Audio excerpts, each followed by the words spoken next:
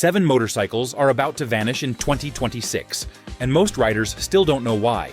Not because people stopped buying them, and not because the engines couldn't go another 100,000 miles, but because the 2026 emissions and noise standards hit harder than anyone expected. Several manufacturers have already confirmed they won't update these platforms, which means once the rule change hits, these bikes can't be sold as new. For owners, that feels like a sudden ban, and the shock is real. In this video, we're breaking down the 7 motorcycles that won't survive 2026, why the companies walked away, and what this says about the future of real riding. Stick with me till the end. Some names on this list will genuinely surprise you. Number 7. Honda Fury. Among factory cruisers that tried to keep the spirit of old-school custom riding alive, the Fury held a unique place.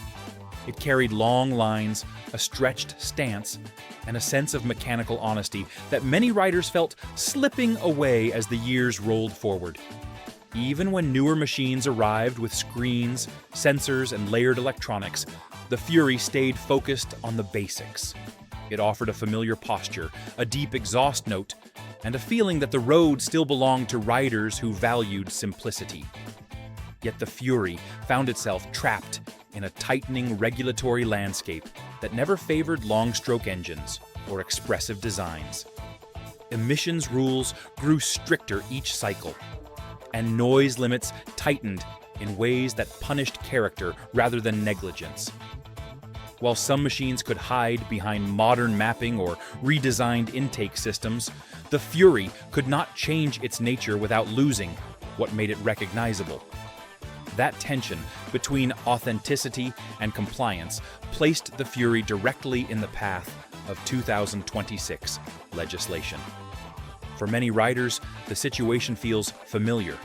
Older cruisers once defined the highway with their low rumble and broad posture. But regulators rarely show patience for anything that resists modern homogenization. The Fury became another example of a machine caught between the expectations of riders and the demands of policymakers. It never aimed to be the most powerful, the fastest, or the most technologically advanced. It aimed to feel right in the hands of someone who understood the value of deliberate, confident riding.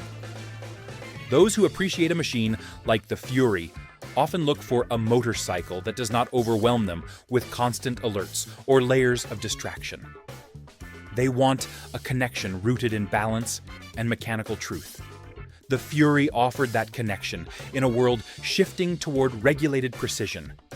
Yet the very elements that made the Fury appealing, its long wheelbase, its stretched geometry, and its natural airflow characteristics, became liabilities when measured against updated emissions and noise thresholds.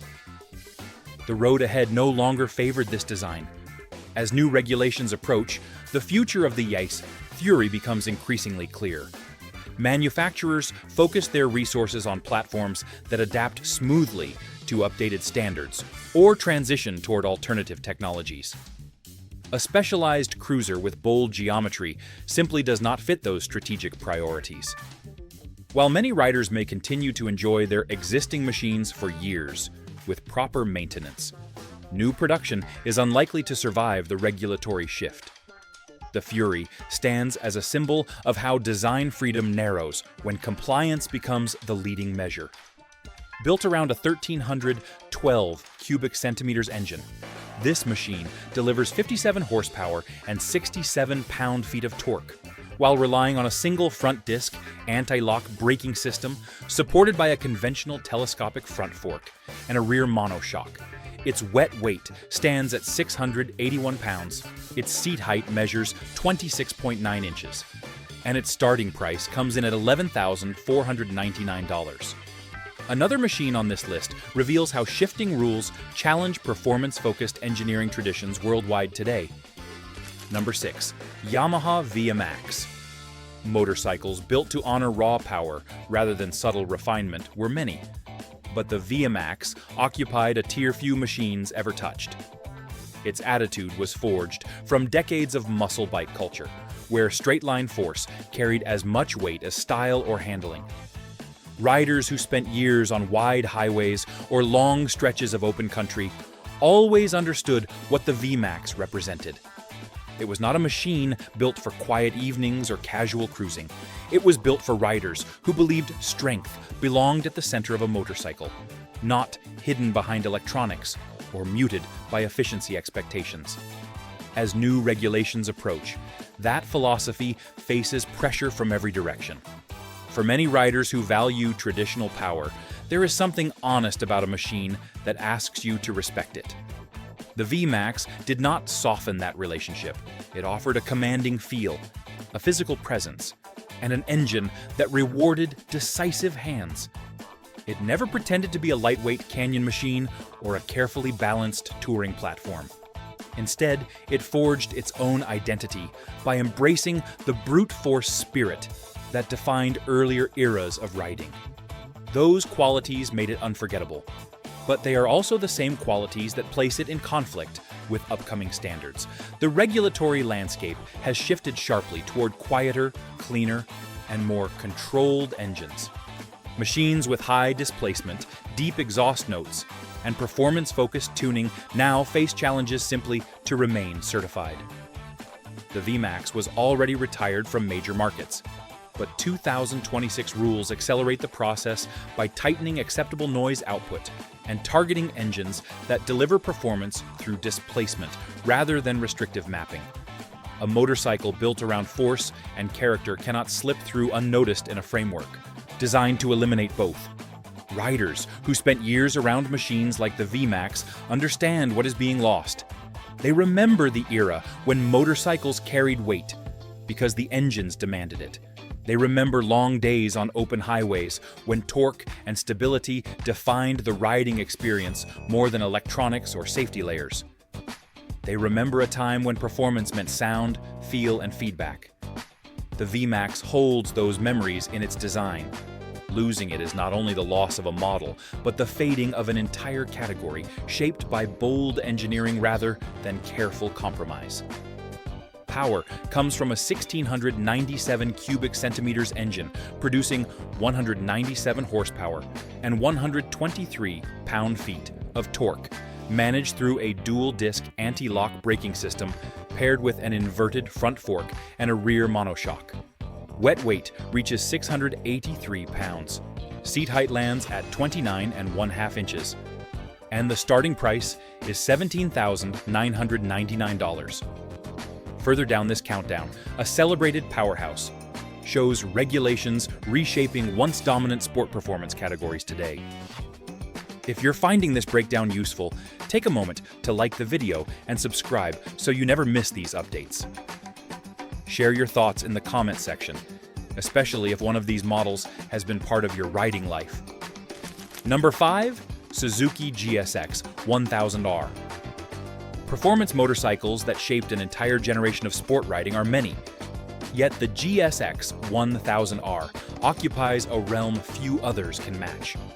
It emerged during an era when manufacturers pushed the limits with every new model year, giving riders who prized precision, speed, and mechanical purity a machine they could connect with on a deeper level.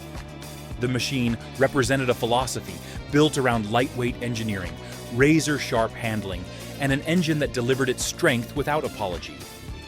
For many riders, it marked the height of the leader bike era, when skill, balance, and nerve mattered as much as horsepower or technology. Over the years, the GSX-R1000 earned a reputation for being both predictable and demanding. It carried the kind of responsiveness that rewarded smooth control and punished careless input, making it a favorite among riders who preferred a motorcycle that communicated clearly. As roads changed and rider expectations evolved, the GSX-R1000 remained committed to its original purpose. It never tried to become a touring platform or a comfort-oriented machine. It stayed focused on performance, and in doing so, it preserved the attitude that made the leader bike category so respected. The challenge it now faces comes not from declining rider interest, but from tightening regulations that redefine what performance motorcycles are expected to be. Noise limits scheduled for 2026 directly target high-revving engines that rely on deep induction sound, and exhaust flow to deliver their power. New emission standards add further restrictions, making it difficult for high-output engines to remain compliant without extensive redesign. Manufacturers often choose to retire older platforms rather than invest in major updates when broader market trends shift toward efficiency and quieter operation. For riders who remember the early years of leader bike competition, this transition feels like the closing of a chapter. Machines like the GSX-R1000 ERR served as milestones in a time when manufacturers competed fiercely for supremacy on the street and the track. The sound, the posture, and the sheer immediacy of the throttle response created an experience that newer machines, shaped by layers of regulation, rarely replicate. As the industry pivots toward different categories and emerging technologies, the GSX-1000 ER stands as a symbol of a fading era, defined by mechanical intensity rather than regulatory conformity. Although many riders will continue to enjoy their existing machines, the likelihood of new production continuing beyond 2026 is increasingly slim. Modern markets demand compliance with noise and emission standards that conflict with the design philosophy of machines like the GSX-1000 IR. This situation does not diminish its legacy, but it does highlight how performance culture shifts when measured against new priorities.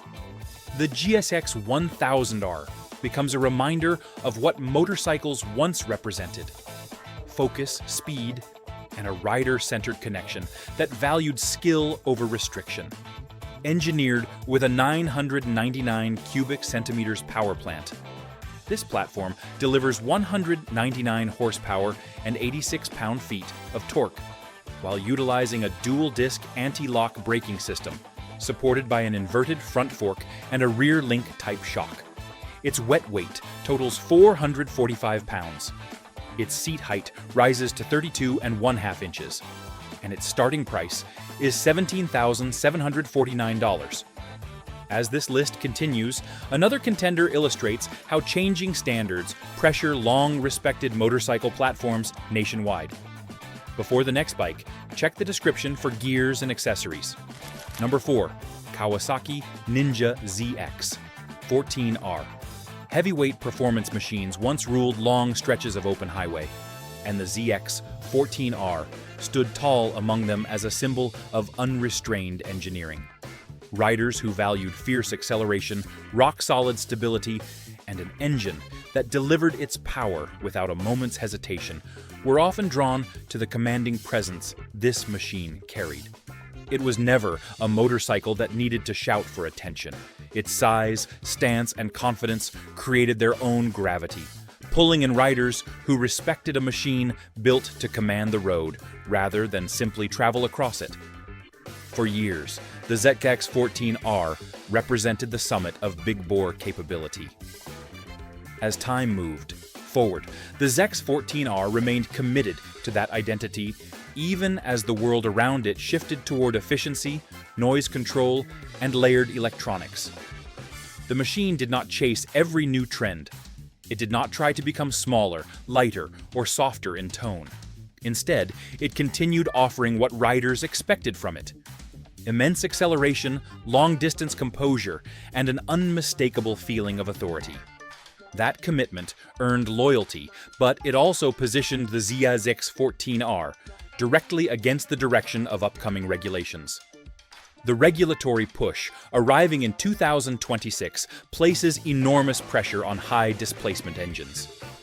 Noise restrictions strike hard at machines with deep induction sound and large exhaust volume. Emissions limits challenge engines built to move generous amounts of air and fuel. When these standards tighten at the same time, manufacturers face a difficult choice: invest heavily in redesigning a platform that serves a shrinking market, or allow the model to sunset gracefully. With performance categories evolving and priorities shifting, the ZX-14R finds itself on the wrong side of that equation. Riders who spent years around machines like the ZX-14R understand what is disappearing. They remember the era when manufacturers competed to build the biggest, strongest engines possible without fear of regulatory pressure. They remember when long-distance rides began with a quiet confidence that their machine offered power in reserve for any situation that might arise. They remember a time when a motorcycle felt like a force of nature rather than a carefully moderated instrument.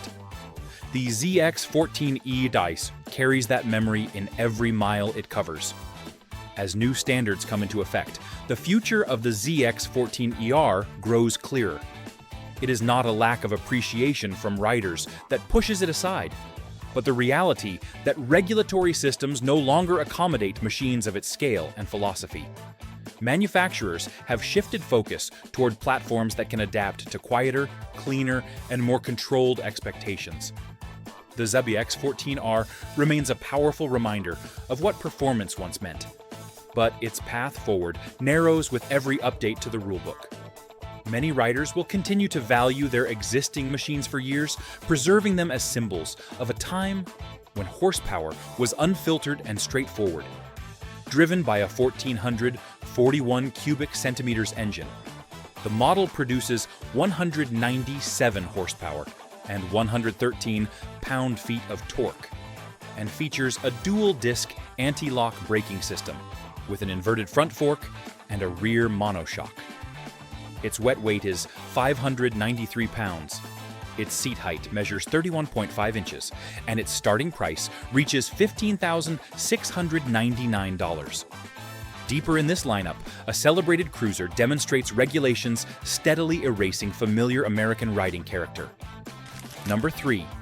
Indian Scout. American cruisers built their reputations on classic lines, manageable size, and a familiar pulse. Yet, the Scout stood apart.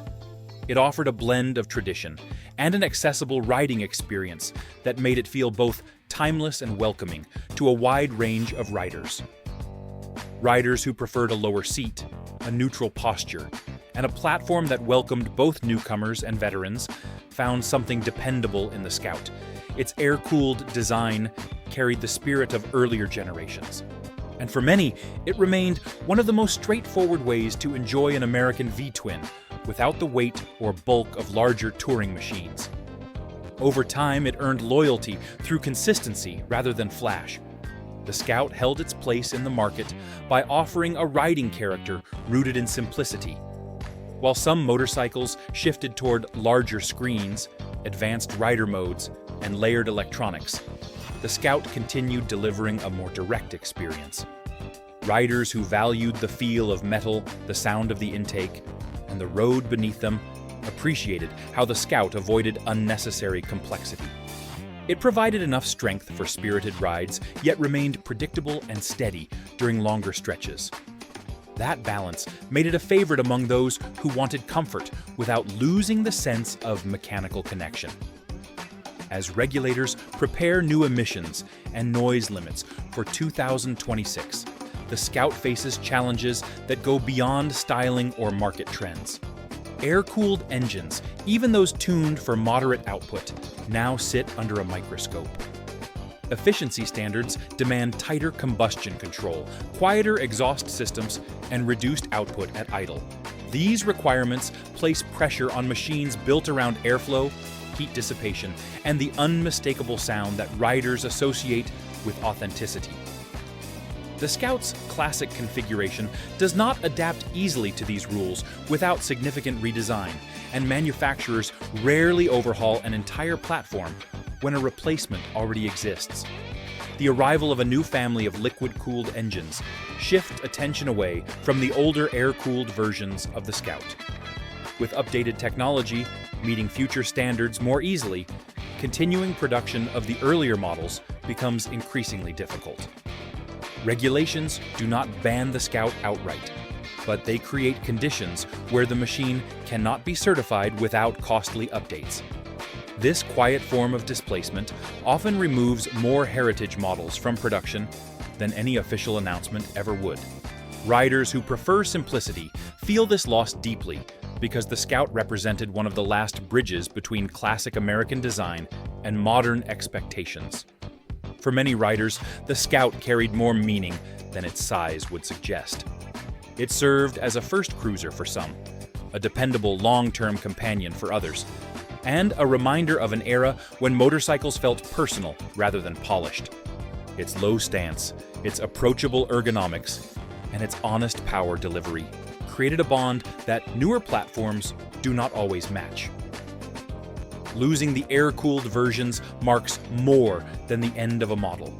It marks the fading of a philosophy built around mechanical ease, open road comfort, and the kind of riding that did not depend on constant assistance from electronics or heavy computer control.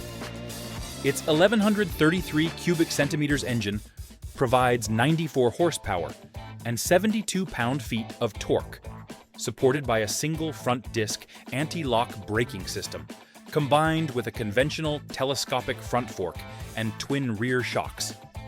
A wet weight of 561 pounds pairs with a seat height of 25.6 inches. And the starting price comes in at $13,999. Approaching the top, a classic heavyweight reveals how updated regulations constrict heritage-based cruiser engineering today. If you want to stay ahead of every major change hitting the motorcycle world, make sure you subscribe. These regulations are moving fast, and having clear information helps every rider prepare. Number 2. Harley-Davidson Softail Slim.